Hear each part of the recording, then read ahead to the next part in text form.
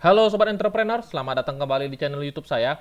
Pada kesempatan kali ini kita akan membuat video untuk membahas beberapa saham yang bisa teman-teman jadikan referensi dalam 1 minggu ke depan. Oke, kita akan langsung saja. Seperti yang teman-teman perhatikan di sini, kita akan pertama kali review atau menganalisa indeks kita terlebih dahulu. Yang dimana teman-teman perhatikan indeks kita di perdagangan Jumat kemarin ditutup melemah minus 0,38% di level harga 7235. Nah, kalau teman-teman perhatikan di sini kita juga sudah buat roadmap sebelumnya yang dimana juga ini adalah area demand zone kita yang kemungkinan besar kalau seandainya indeks kita pun mau drop, sedrop-dropnya tidaknya dia tidak boleh melewati di bawah 7050. Nah, kalau seandainya pun dia akan mau koreksi, kita ekspektasinya dia akan mendekati level harga 7127 gitu. Karena kalau seandainya dia break di level harga 7127, dia akan menuju area 7050. Itu adalah area support kuat dia yang dimana kalau seandainya dia menyentuh area itu, kemungkinan besar dia akan mencoba sideways untuk selanjutnya baru bergerak uptrend, teman-teman. Jadi secara overall indeks kita masih bagus-bagus aja, jadi kita jangan terlalu menakuti diri kita gitu. Yang penting ketika teman-teman entry ke market, jangan lupa jalankan metode teman-teman dengan stop loss gitu. Oke. Nah, kita akan langsung saja. Di sini seperti yang teman-teman perhatikan, sebentar kepencet. Seperti yang teman-teman perhatikan, saya sudah buat saham-sahamnya. Kita akan review satu persatu. Yang pertama, kita akan melihat saham BRIS. Kita akan perhatikan saham BRIS. Nah, BRIS sendiri di video saya sebelumnya dan juga beberapa waktu yang lalu saya pernah referensikan saham ini yang dimana ini adalah area strong support dia, teman-teman. Area strong support dia atau area demand zone yang telah kita tandain pada waktu itu. Jadi kalau teman-teman entry di sini di level harga 1.500 pasti teman-teman juga sudah running profit. Nah, kita akan coba entry di saham ini. Yang penting ingat, sekali lagi ketika kita mencoba entry di market dengan status trading, teman-teman, jangan lupa menjalankan metode teman-teman itu dengan stop loss. Nah, untuk stop loss kita sendiri kita letakkan di level harga 7060, yaitu stop loss kita sebesar 6,5%. Untuk area TP1 kita buat 1:1 dulu. Kita letakkan 1:1-nya ada di level harga 1000. Bentar. Nah, ini adalah area TP1 kita. Ini adalah area TP1 kita 1650. 1660 adalah TP1, TP2 kita letak di sini, teman-teman. Ini adalah area supply zone dia. Nah, kalau teman-teman perhatikan di sini dia seperti membuat pola double bottom. Jadi kalau seandainya dia break area ini, berarti harganya akan lanjut naik, teman-teman. Jadi ingat, pola double bottom adalah pola pembalikan arah gitu. Jadi kalau seandainya ketika tren sedang bearish, dia membuat pola double bottom, tandanya dia akan mencoba balik arah, teman-teman. Akan coba balik arah. Yang penting ingat, stop loss kita di level harga 1460, yaitu area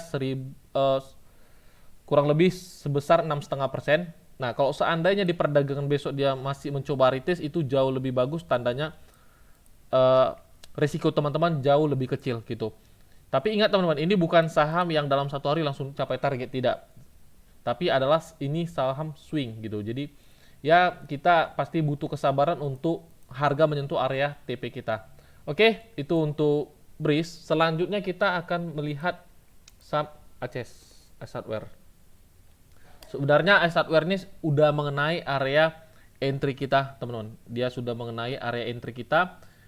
Dan bagi teman-teman yang sudah masuk di saham ini, teman-teman perhatikan aja cukup area stop loss kita di bawah Fibo ini aja gitu. Jadi kalau seandainya teman-teman sudah masuk di harga close kemarin, stop loss kita itu kurang lebih hampir 4,5% gitu. Jadi stop loss kita di level harga 1095. TP1 kita teman-teman bisa letak di high-nya nih di 1245 gitu. Jadi risk to reward-nya pun juga 1:2. Itu sangat sehat untuk risk to reward trading kita, teman-teman. Jadi itu untuk ACES. Nah, selanjutnya kita akan membahas saham ADMR. Nah, untuk ADMR ini teman-teman perhatikan, dia secara tren sangat bagus, teman-teman perhatikan dia naiknya sangat signifikan, dan kalau teman-teman perhatikan naiknya ini dia mempunyai sudutnya itu 45 derajat gitu. Yang dimana tandanya itu menjadi suatu momentum yang sangat kuat untuk saham ADMR ini sendiri. Nah, untuk ADMR sendiri teman-teman perhatikan aja. Nih kita lihat time frame-nya dulu. Nah, sebenarnya ini adalah area resisten dia, teman-teman. Jadi tadi di channel Telegram kita juga sudah katakan bahwasanya kalau dia mampu break di atas 2870, teman-teman bisa masuk. Tapi ternyata dia false break itu, dia false break. Tapi tidak apa-apa, teman-teman. Tapi tidak apa-apa. Yang penting kita jalankan metodenya kembali dengan stop loss. Nah, teman-teman perhatikan nih. Ini di sini ada area base. Kalau kita ubah chartnya dengan M30, ini adalah area base. Teman-teman perhatikan. Ini adalah area base dan dia telah memberi area base-nya ini. Saya hapus dulu ininya. Nah, dia telah memberi area base-nya ini. Jadi kalau seandainya teman-teman sudah entry di level harga 2860, cukup stop loss-nya di bawah base-nya ini aja gitu. Teman-teman letakkan di sini stop loss-nya sekitar 4,5%. Nah, untuk TP-nya kita tarik Fibo-nya dari high ke low-nya aja gitu. Kita coba lihat low ke high-nya. Nah, jadi target untuk ADMR sendiri kita letak di 3120 gitu teman-teman. Jadi ingat area stop loss kita ada di level harga 2730. Sebentar kita letaknya itu di H4. Kita lihat dulu di H4.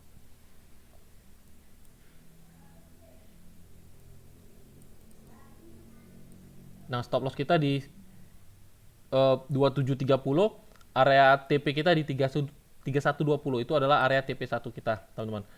Nah, untuk area selanjut buybacknya kita ada di level harga 2600, teman-teman. Itu adalah area yang sangat bagus untuk teman-teman coba buyback apabila harga kita terkena stop loss gitu. Oke, itu untuk ADMR. Nah, selanjutnya kita akan melihat saham IATA.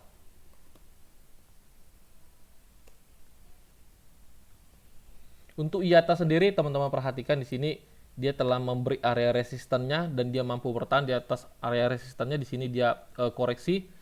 Di sini ada mencoba area demand-nya, di sini ada area demand-nya dan dia mampu bertahan di atas level 248.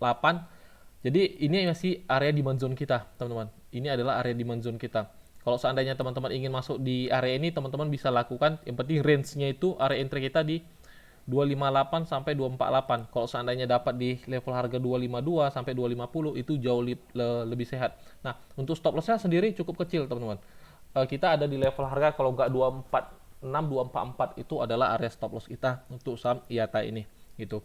Jadi teman-teman perhatikan aja kalau seandainya dia memasuki area range 248 sampai 258, teman-teman bisa coba masuk di saham IATA ini gitu. Untuk stop loss-nya cukup di bawah 248 aja. Oke, itu untuk IATA. Nah, selanjutnya kita akan membahas saham Antam. Untuk saham Antam sendiri ada sesuatu yang menarik kalau teman-teman perhatikan di sini. Nah, kalau teman-teman perhatikan di sini, kita coba tarik channel trendline-nya di sini. Kita akan tarik seperti ini. Nah, ini adalah channel trendline-nya. Kalau teman-teman perhatikan, ada gerakan yang sangat terlihat jelas di sini, teman-teman. Dan ini gerakan 4, dan besar kemungkinan dia akan membuat gerakan yang kelima, gitu. Jadi, kita akan perhatikan ekspektasi kita untuk saham Antam sendiri. Kita akan mencoba mencari gerakan yang kelimanya dan teman-teman perhatikan kita mendapatkan di level harga 3170 itu yang dimana juga berketepatan dengan area strong resistance-nya ini, teman-teman gitu. Jadi teman-teman perhatikan untuk saham Antam sendiri, kita lihat untuk base entry kita bagi teman-teman yang belum masuk. Sebenarnya di channel Telegram saya sudah katakan gitu, kalau seandainya dia mampu bertahan di atas ini, di atas 2820, teman-teman bisa buy gitu, bisa buy. Ternyata dia false break, teman-teman. Dia false break, dia close di bawah 2820, di bawah resistennya ini gitu. Jadi ya kita coba mencari momen base entry di saham Antam ini. Kita tarik low-nya ke high dan kita mendapatkan di sini, teman-teman. Ini adalah area base entry kita. Kita turunkan time frame-nya ke H4. Nah, kita mendapatkan ini adalah area base entry kita. Jadi di perdagangan besok teman-teman bisa perhatikan di sini gitu, di level harga 2690 sampai 2720. Itu adalah area entry kita di saham Antam, teman-teman. Jadi untuk stop loss-nya sendiri teman-teman bisa perhatikan di level harga 2600, kita letak adjustkan aja di 2590. Nah, stop loss kita sekitar hampir 5%. Nah, untuk TP kita teman-teman bisa langsung letak di high-nya. Kita coba kejar di gerakan yang kelimanya gitu di 3170. Jadi risk to reward-nya juga sangat bagus, 1:3,46. Ini adalah saham-saham yang swing, teman-teman, bukan saham yang one day trade. Jadi teman-teman harus perhatikan. Nah, jadi kita mencoba melihat area base entry kita itu di level harga 2720 sampai 2690. Jadi ketika dia memasuki area ini, teman-teman bisa pertimbangkan masuk di saham Antam ini, dan untuk stop loss kita ada di level harga 2590.